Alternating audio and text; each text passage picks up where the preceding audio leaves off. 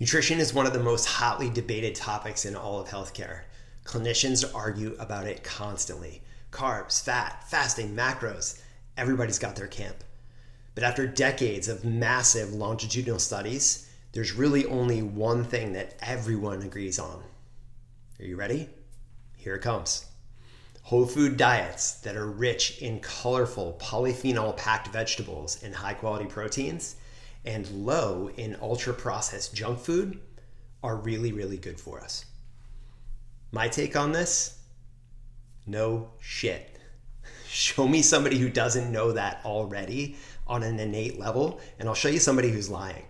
So I'm not here to solve the nutrition debate, but I have studied this extensively, and I am going to weigh in on one topic that people love to overcomplicate, and that is animal protein.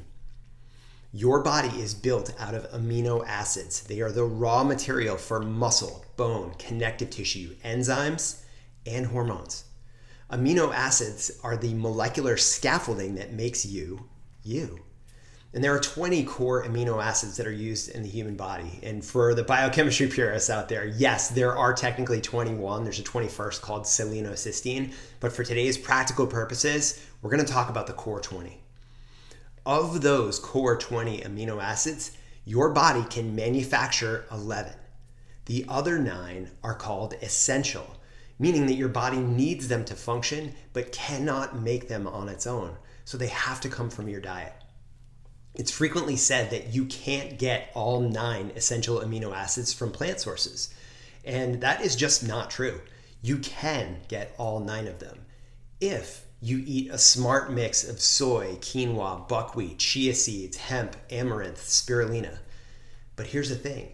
You'd have to eat a wide variety of all those foods every single day. You'd have to eat it in the right combination in order to hit those essential amino acid ratios that your body needs.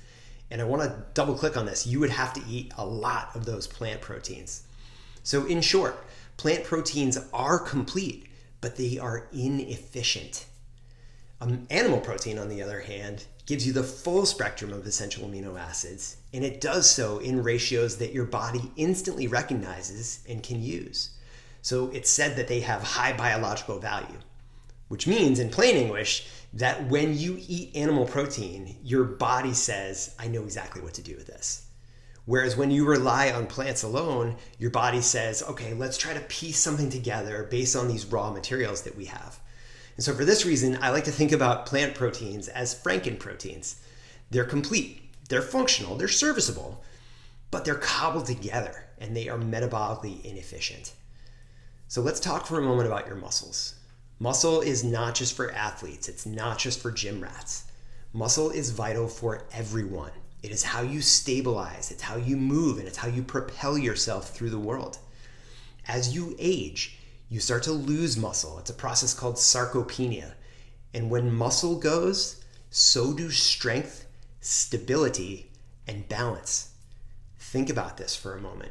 We all know someone, a parent, a grandparent, a spouse, some loved one who lost their balance, took a fall, fractured a hip, and was never the same again.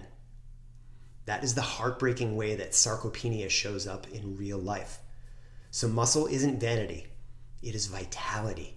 It's the difference between aging and decaying. Muscle is for everyone. And muscle isn't just structural, it's also your largest metabolic organ. It's where you burn fat, it's where you regulate blood glucose. It's where you produce anti-inflammatory molecules called myokines.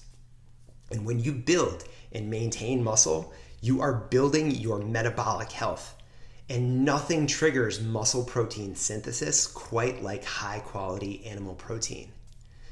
Animal protein, especially from fish, poultry, beef, and eggs, delivers all 9 essential amino acids in ratios your body instantly recognizes and uses. So that means your body can turn that food into lean tissue, enzymes, and hormones with maximum efficiency. And animal foods are more than just protein.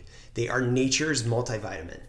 Things like vitamin B12, which you cannot get from plants. Heme iron, which is the kind of iron that your body can actually absorb and use. Micronutrients like zinc and selenium. The omega-3 fatty acid DHA, creatine, taurine, these are all compounds that sharpen your brain, protect your mitochondria, and power your cells. And any biologist will tell you your cellular energy is your energy. So if you were designing a food for optimum human performance, it would look an awful lot like a steak. Now, does that mean that you should eat only meat all day and call it health? Probably not. Some people do. Some cultures do that. But it's highly unlikely that this approach is right for everyone. So balance matters, and quality matters too. Grass-fed, pasture-raised, wild-caught, these types of proteins, they have better fat profiles, fewer inflammatory compounds, and a nutrient density that factory-farmed meats just cannot match.